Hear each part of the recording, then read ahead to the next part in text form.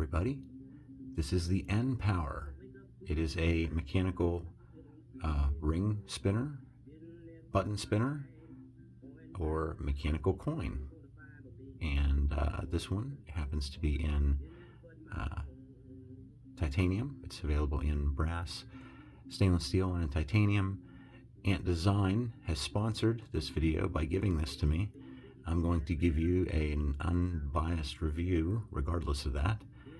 Although this is scoring really high already, I'm really impressed with it. So we're going to take it all apart. I'll show you how it works, how to put it into the different modes, and we'll cover a little bit of the history of this type of fidget, because it's kind of interesting.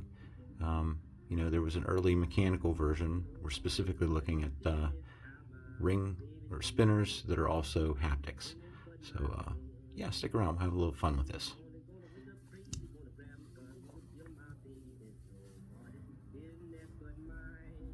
Okay, let's talk about this a little bit right away so I don't lose your attention. This is the, like I said, is the titanium version of the N-Power. I'm calling it a ring spinner, fidget spinner / haptic, mechanical haptic. It has 18 clicks all the way around, and it is modular in the sense that you can adjust the spring tension. There are 6 locations for springs and balls around the outside. Right now I have 2 in, they're right across from each other. I guess they line up with these hubs, but you can adjust how many you have in there. I've tried 1, 2, 4, and even all 6, and it does get progressively stronger. But each one is a good, satisfying click. It's not like using one ball is too few, and it's not like using all 6 is too many.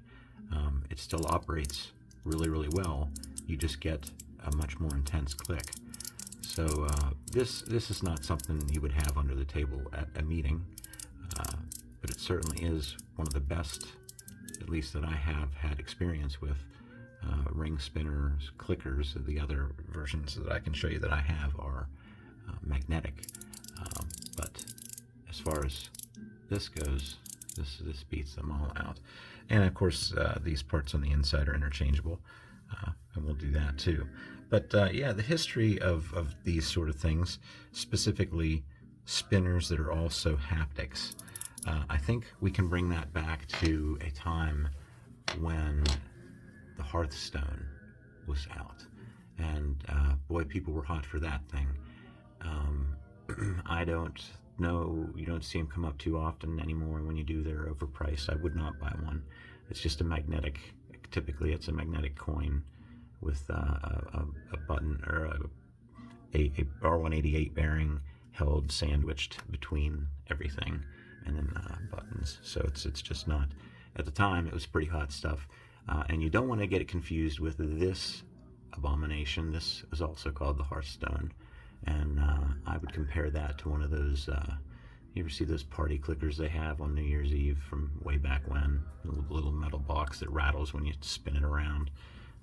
That's about what you're getting there for a usually overpriced markup. But you know, those are some of the early versions of what I would call mechanical coins. Now, let's exclude things like this and this. Anything with balls in it doesn't necessarily make it mechanical. So we'll exclude anything like that. We'll say that's not a mechanical spinner. This, which has the 2 different outer rings, and also usually has balls in there, and these are referred to as like linkage spinners. Let's not call those mechanical either, although they have some mechanical aspects. Also, this is the Mini Zeus, one of the first ones in aluminum, and I just sanded it up where I could to make it look interesting.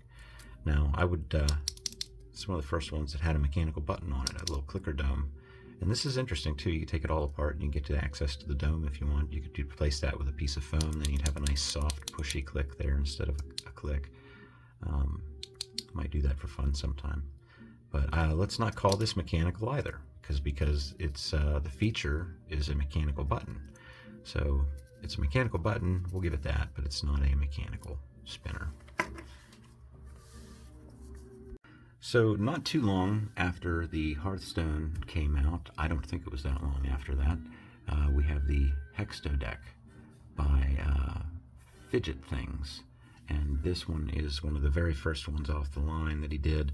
There's no chamfering between these two plates here, so it's easy to pinch yourself. All of his future ones have a nice, all these inside edges have a nice chamfer, so you're less likely to get pinched. And it's copper.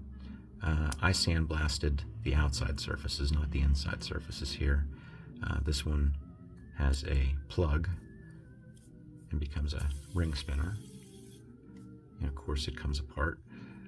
We don't get into a whole review about all these, but like this was like another historically next in line after the Hearthstone. This became available, and then when this was available, I thought, well, why would people even chase after the Hearthstone anymore? Because I think this one's much better.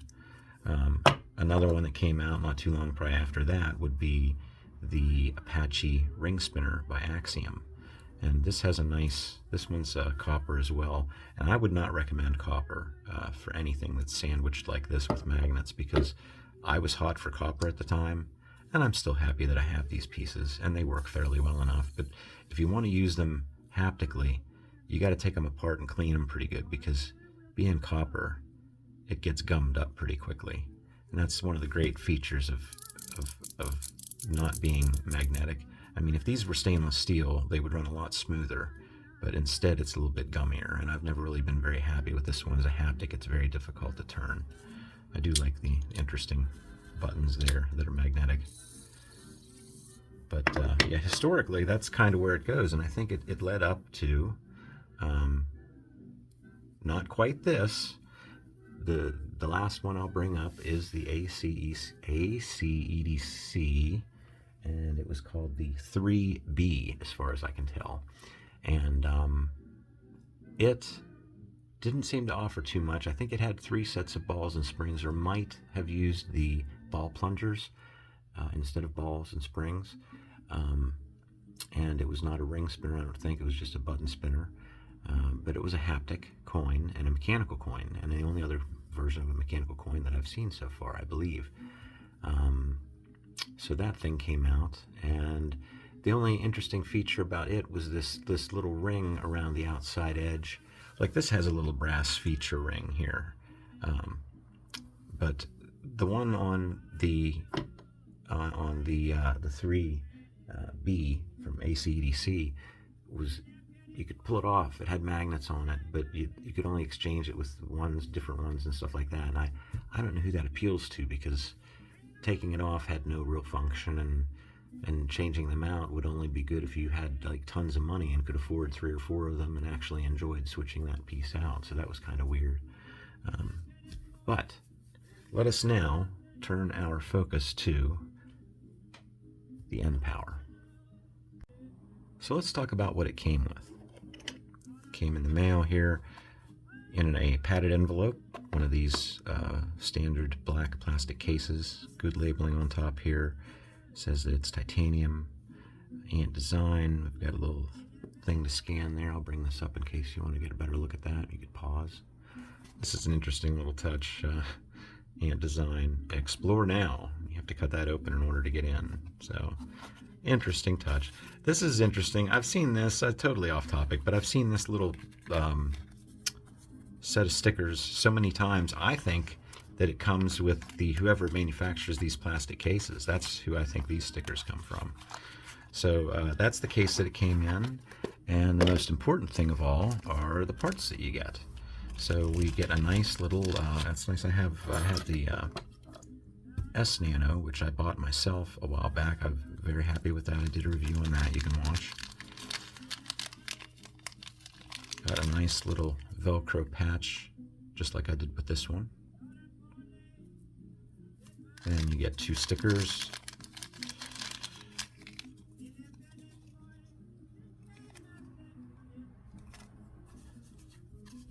And then the most important thing, we got some tools. This is an unusual tool. I'll show you that in a second.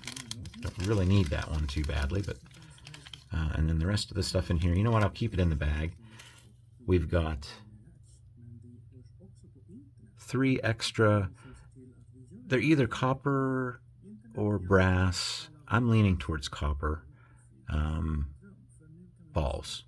And then you have 1, 2, 3, 4, 5 extra steel balls, 6 extra steel balls, and then 1, 2, 3, 4, 5, 6 extra springs.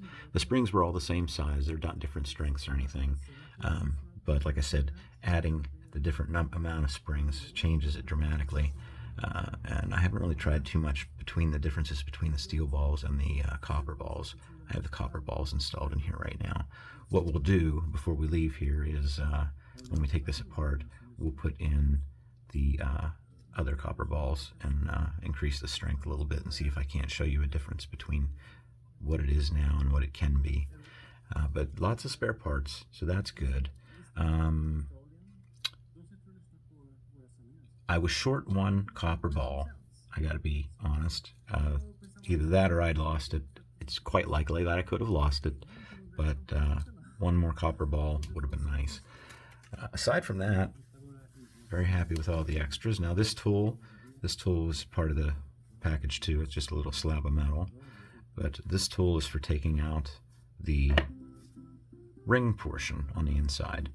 There are 4 little holes located on the inside, and if you can't get it out with your finger, which I can easily do with my finger, I'm only tightening this down till it's snug, so I have no problem getting it out with my finger. But if it was in too tight, you can use this wrench and line it up with those holes, and it's springy, so once you get it in place, now you can use it to unscrew everything. Now when you're unscrewing this thing, you want to keep these 2 halves together so you can keep it squeezed like this.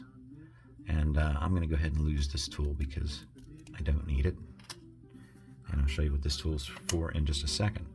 But it's very easy to use this, to work with this. Taking it apart is just a matter of unscrewing the middle piece. There it is. And then you want to sit this so that the text is facing up, and then you can just lift off this top. And here you see on this side, whoops, lost the balls. On this side you'll see the 18 detents, and on this side you'll see the 6 locations for springs and balls. There's a spring in this one and this one right now. Both my balls fell out here. So we're gonna keep the balls. Make sure I didn't bump everything out of place here. We're gonna keep the balls right where they are for right now. You know what?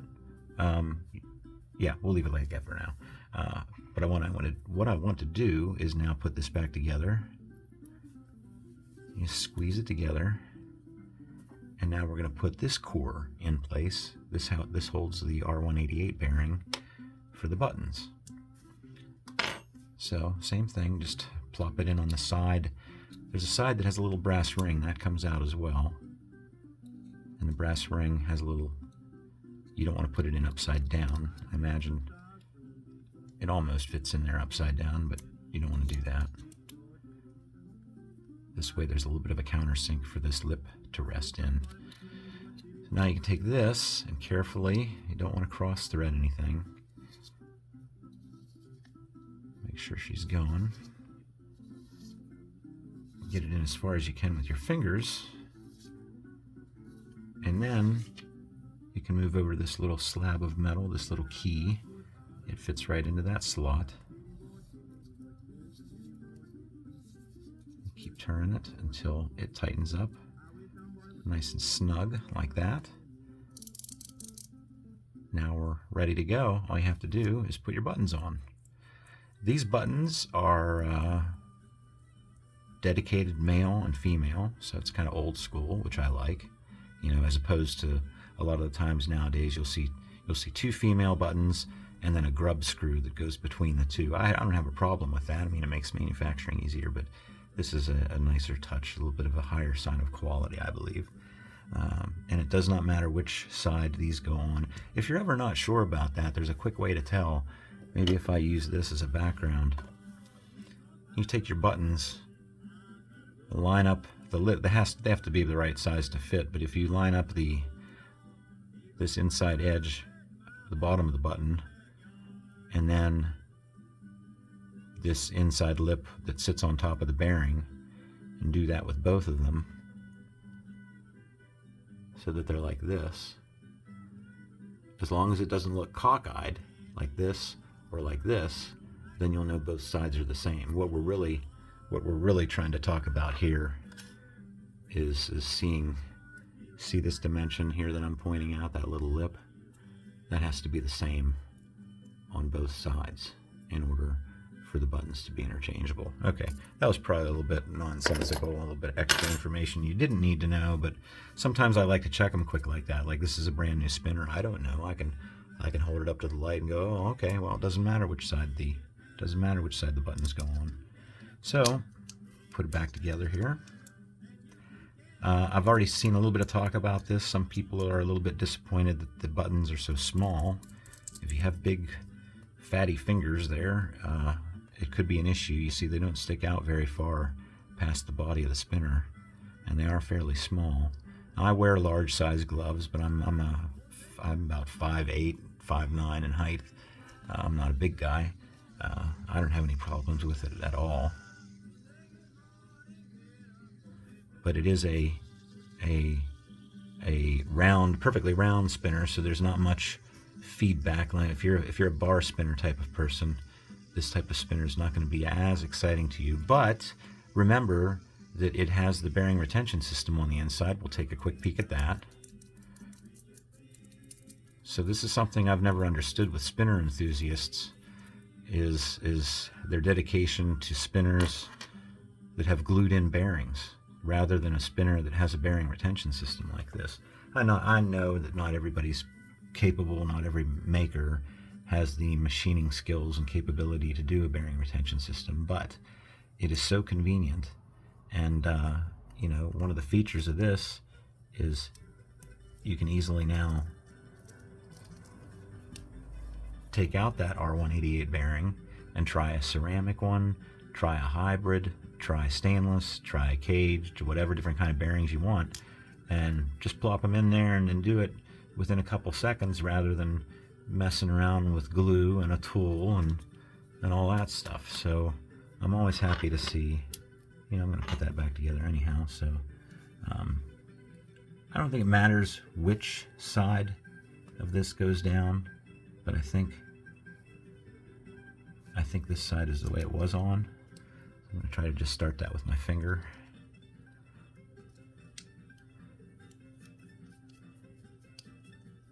Yeah, see, this one is really easy to maintain and work with. Just got to have that little key. And I'll snug that down in. And over on this side, it felt like this got loose again, so I'm going to check on that. No, it's okay. So everything's back together now. And we can put the buttons back on. You can use it as a haptic, whether it is in the spinner mode or not.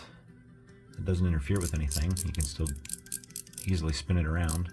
It's actually, I think, a little bit easier to use with the text side facing down, with this brass little inlay facing up. There's more to grab onto on this side.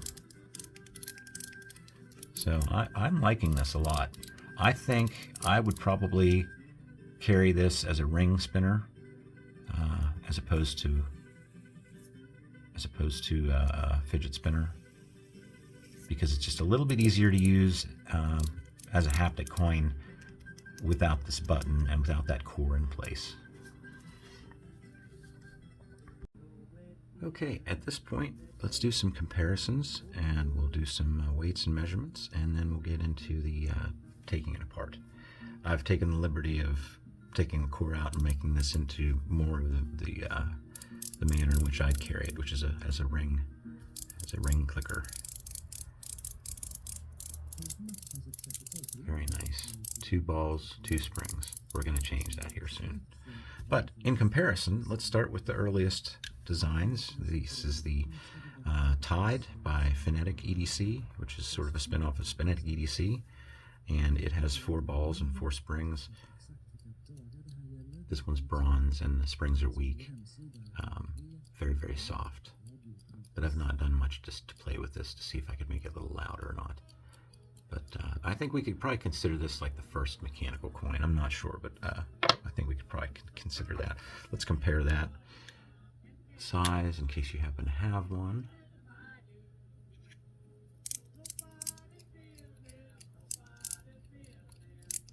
Very quiet. Okay. Now recent acquisition, a PEI mechanical. This is actually a lot crisper. While this one does have a nice pop, this is crisp and cleaner. So let's do this here. There we go.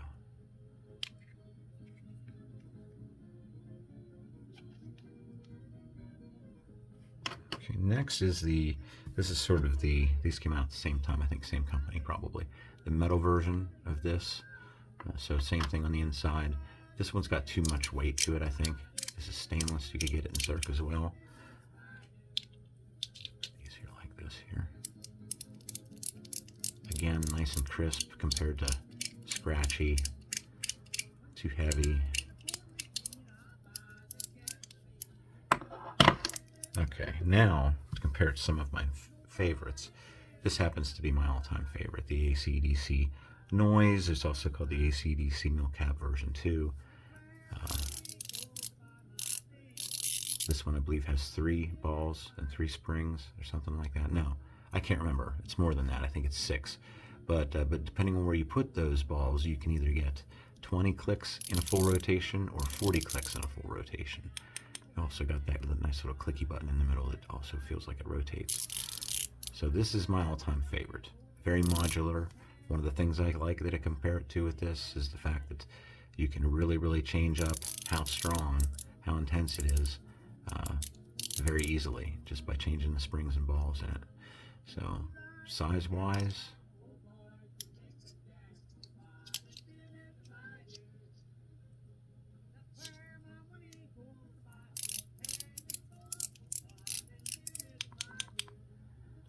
all right. Last but not least, we've got the Top C Metal Toys DZ in stainless. And that's just a nice soft, slappy click. Not really a comparison, but we all like this for its own reasons.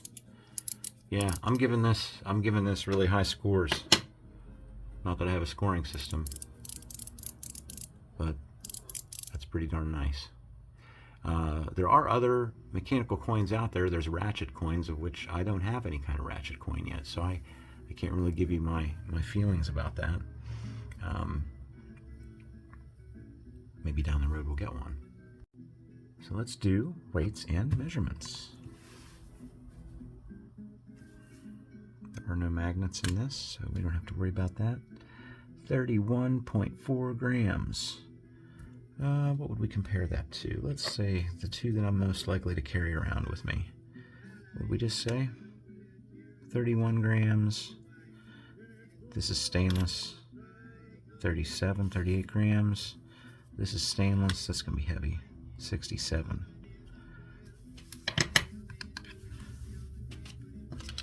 Dimension-wise, for the ring, for your ring size, I'm going to say we're right at about 18 millimeters.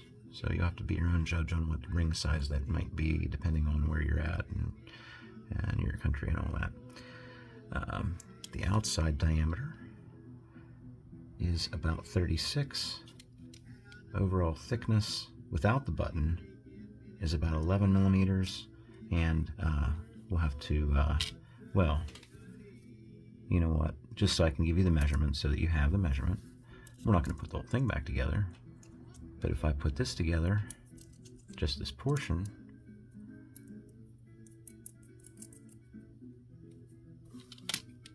then I can measure the button thickness, and it is, just under 13.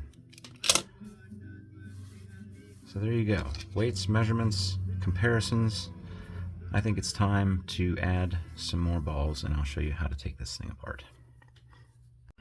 Now, like I said, it's a little bit more involved, removing and taking in and out this core. I think it's a little easier for me to take and add and remove the finger core.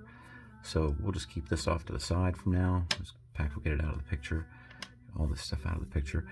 So if this is too tight, and you want to put your finger in the side that has not the side that has the writing, but the side that has the brass ring or the inlay there.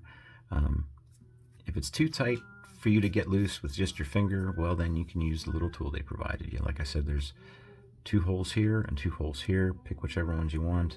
Get that squeezed in there. It's springy, so you can spring it in there, and then you'll be able to break that, pop that loose, and unscrew it the rest of the way with your finger. But like I said, for demonstration purposes, I'm just going to use my finger, because we're going to take this out and add 2 more balls. So here's the ring. That sometimes falls out, sometimes it doesn't.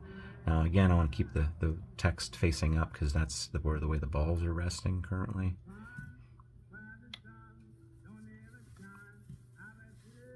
Okay. Now what we'll do, there's a ball there and a ball there. We're going to add 2 more copper balls.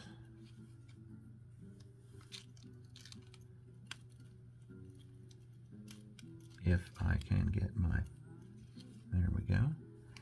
And I need 2 more springs. Like I said, these springs are all the same as near as I can tell. I've already compared them.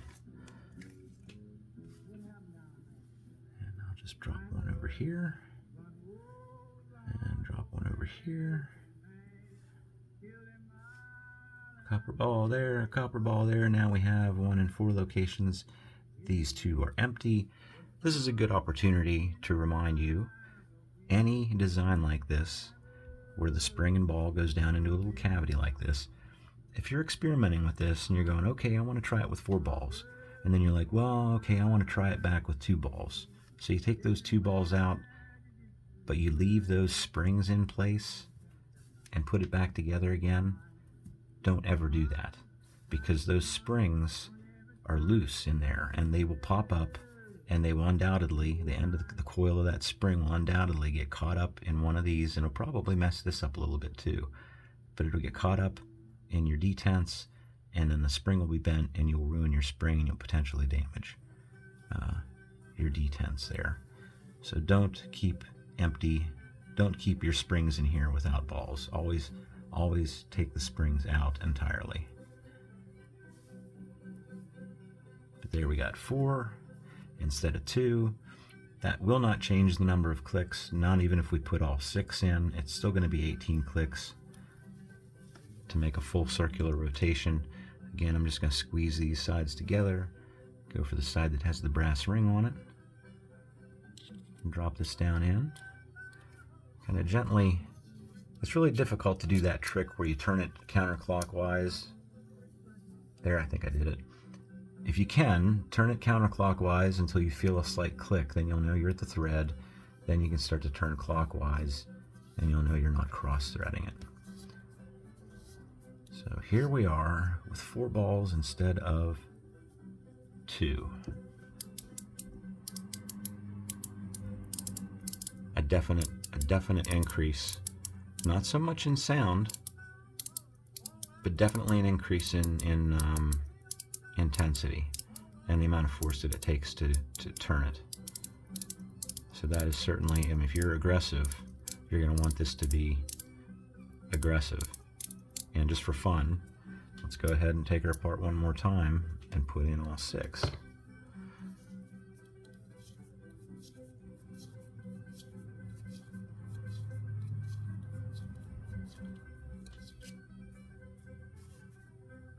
Okay, put the text facing up, lift this off. Now, like I said, unfortunately, I only have 1 extra copper ball. It'd be nice if I had 2 extra copper balls. I could have lost one, entirely possible, but we'll put one copper ball, and then, because we have to, one steel ball. And I'll just get a couple springs out here. I think that's just one. Whoops. There's two. Okay.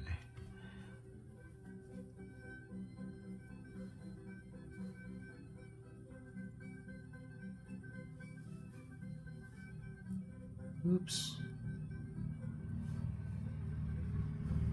Oops, I lost another one. Okay, now we have 5 copper balls, 1 stainless steel ball. Gently rest this back on top. Push down on it, squeeze everything together like a sandwich. Hold it together with your fingers. Put this back in.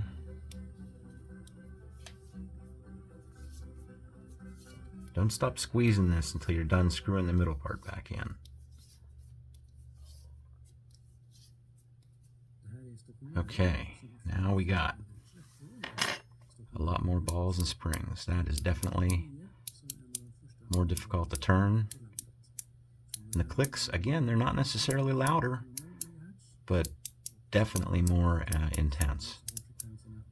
So that's a nice range. That's a nice, you know, soft, medium, hard. It's kind of like how my lens cap coin works out. You can either put the different kind of buttons in. You can put the soft buttons, the medium buttons, or the hard buttons.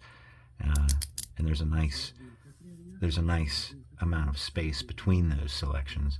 And I can say the same thing for this. If you want it to be mild, put 1 ball in or put 2 balls in. If you wanted to get, and just add balls and springs to get it to the intensity level that you want. I think I've said all about there is to say about this. So again, this was sponsored, this was given to me, but I'm giving you my honest, as always, my honest opinions. I can highly recommend this. Like if I was going to buy one myself, I would have just bought the stainless steel one. I really appreciate that they gave me a titanium one, but I'm quite happy with stainless steel. And that would have been quite a bit less, you know, about $60. So that is fantastic. They're just like their S Nano. This was about $60, almost unheard of. So I look forward to seeing what else Ant Design is going to be bringing me.